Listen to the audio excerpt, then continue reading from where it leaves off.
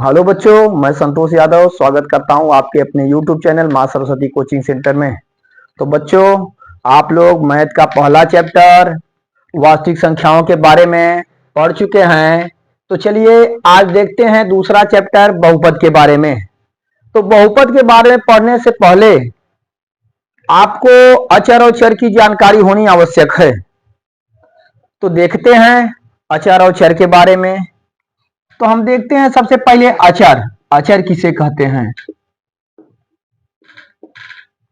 जितनी भी संख्याएं हैं सभी को हम अचर कहते हैं।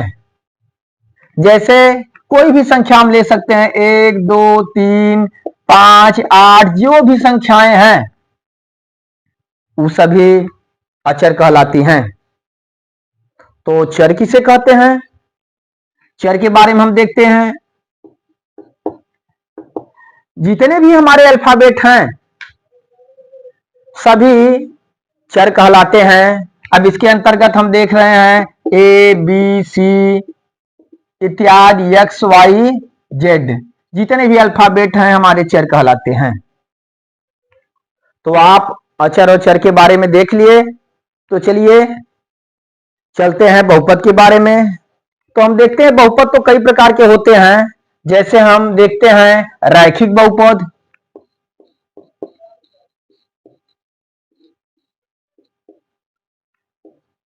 रैखिक बहुपद। तो बच्चों रैखिक बहुपद किसे कहते हैं? ऐसे बहुपद जिसमें हम देखते हैं चर की अधिकतम घात एक हो, उसे रैखिक बहुपद कहते हैं। जैसे हम लिख सकते हैं 4x + 3। यहाँ पे हम देखते हैं चर हमारा x है और इसकी अधिकतम घात यहाँ पे 1 है। यहाँ पे 1 तो स्पष्ट हो नहीं रही है, लेकिन जहां पे कोई घात न दी गई हो वहां पे हम एक घात मानते हैं। तो यहाँ पे इसे हम लिख सकते हैं 4x घाते 1 + 1। तो इसकी चर की अधिकतम जो है घात 1 है, इसलिए इसे रैखिक बहुपद कहते हैं। जैसे आगे देख सकते हैं द्विघात बहुपद।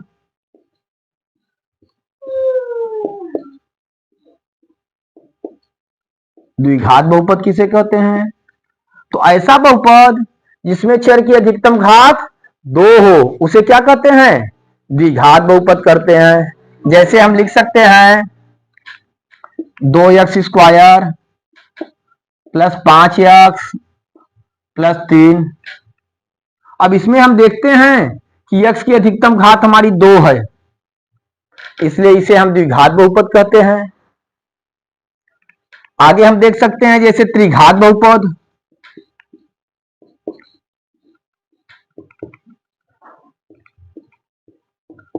त्रिघात बहुपद तो सेम उसी प्रकार से ऐसा बहुपद जिसमें चर की अधिकतम घात 3 होती है, उसे हम कहते हैं त्रिघात बहुपद।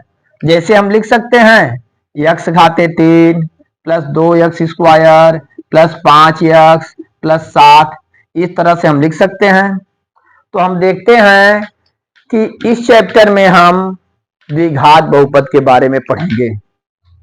तो द्विघात बहुपद के बारे में पढ़ेंगे तो हम देखते हैं द्विघात बहुपद का व्यापक रूप क्या होता है। द्विघात बहुपद का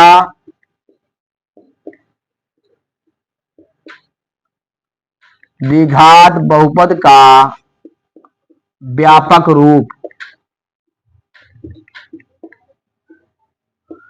रूप हम देखते हैं ax² + bx + c। ये द्विघात बहुपद का व्यापक रूप है, जहां पे हम देखते हैं ए बी सी वास्तविक संख्याएं हैं। तो आप लोग द्विघात बहुपद के बारे में समझ गए होंगे। तो चलिए चलते हैं, हम प्रश्नावली 2.1 के बारे में देखेंगे। तो चलिए बच्चों हम देखते हैं प्रश्नावली 2.1 का पहला सवाल। किसी बहुपद px के लिए y = px का ग्राफ नीचे आकृति 2.10 में दिया गया है। प्रत्येक स्थिति में px के शून्यकों की संख्या ज्ञात कीजिए। तो यहाँ पे आप ग्राफ देख रहे हैं, इसमें हमें शून्यकों की संख्या ज्ञात करनी है। पी एक्स के शून्यकों की संख्या हमें ज्ञात करनी है। यहां हमें ग्राफ दिया हुआ है, तो जैसा कि पहले ग्राफ में हम देखते हैं, यहां बच्चों हम देखते हैं ई एक्स अक्ष है और ये रेखा वाई अक्ष है। जो क्षैतिज रेखा है वो एक्स अक्ष, ऊर्ध्वाधर रेखा वाई अक्ष। यहाँ पे हम देखते हैं एक्स, यहाँ एक्स डैश, ऊपर वाई और यहाँ वाई डैश। देखते हैं यहाँ पे कि ग्राफ जो है एक्स अक्ष को प्रतिच्छेद नहीं कर रहा है, तो यहाँ पे कोई शून्यक नहीं होंगे। तो हम लिख सकते हैं कि इसमें जो है कोई शून्यक नहीं है, कोई शून्यक नहीं है, क्योंकि ग्राफ एक्स अक्ष को प्रतिच्छेद नहीं करता है। तो पहले में हम देखते हैं कि इसमें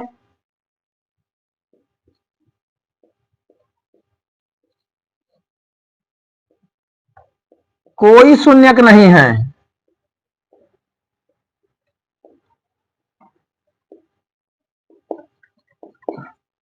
क्योंकि ग्राफ एक्स अक्ष को प्रतिच्छेद नहीं करता है।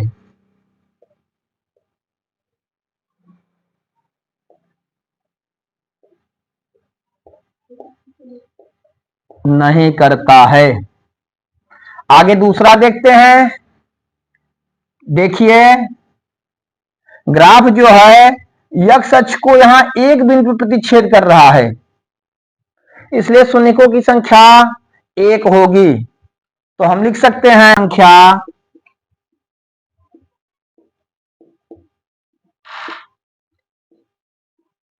शून्यकों की संख्या हम देखते हैं एक है, क्योंकि ग्राफ एक्स अक्ष को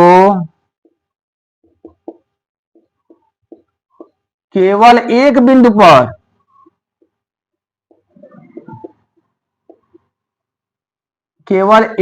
पर प्रतिच्छेद करता है।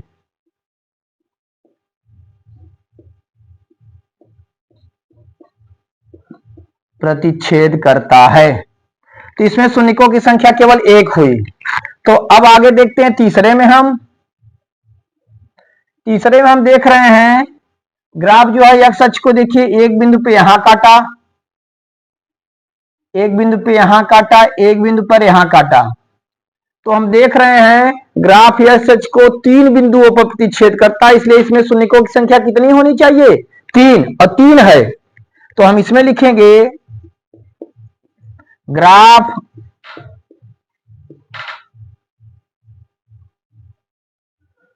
एक्स अक्ष को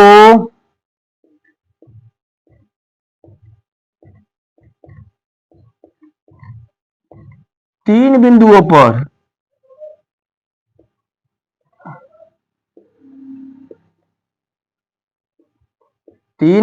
पर प्रतिच्छेद करता है।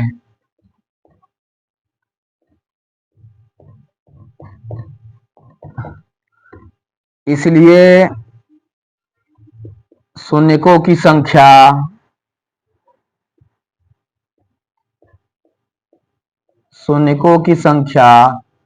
तीन है। तो इस तरह से देखते हैं कि इसमें तीन शून्यक हैं। चलिए आगे हम देखते हैं। तो चलिए ठीक उसी तरह से हम चौथे नंबर में देखेंगे। यहां पे ग्राफ जो है एक्स अक्ष को दो बिंदुओं प्रतिच्छेद करता है, तो हम देखते हैं इसमें शून्यकों की संख्या दो होगी। तो हम इसमें लिखेंगे शून्यकों की संख्या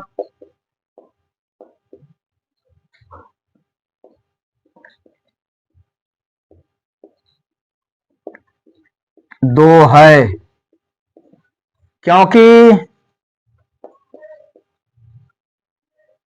ग्राफ एक्स अक्ष को दो बिंदुओं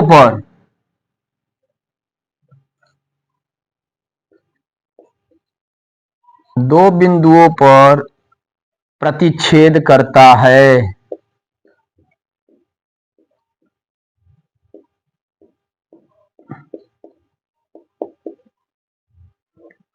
ठीक उसी तरह से पांचवें में हम देखेंगे, इसमें देखेंगे शून्यकों की संख्या। तो यहां पे हम देखेंगे ग्राफ जो है एक्स अक्ष को यहां 1 2 3 4 बिंदुओं प्रतिच्छेद कर रहा है, तो शून्यकों की संख्या 4 होगी। तो इसमें हम लिख सकते हैं शून्यकों की संख्या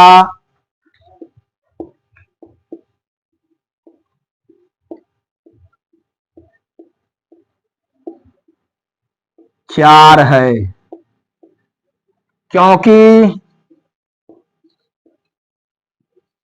ग्राफ एक्स अक्ष को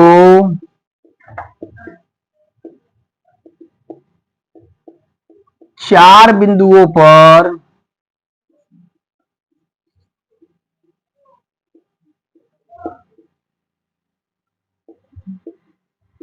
प्रतिच्छेद करता है।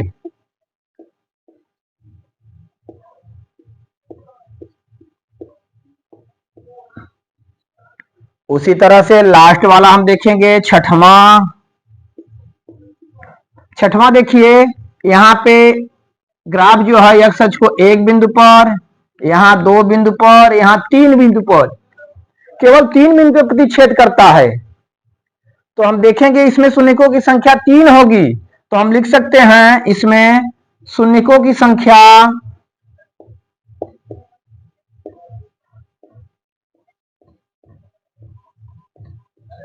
3 है, क्योंकि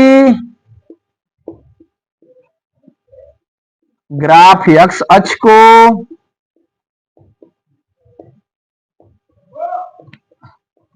तीन बिंदुओं पर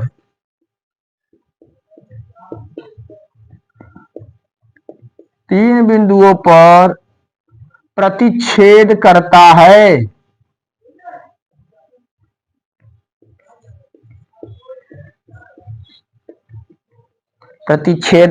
है।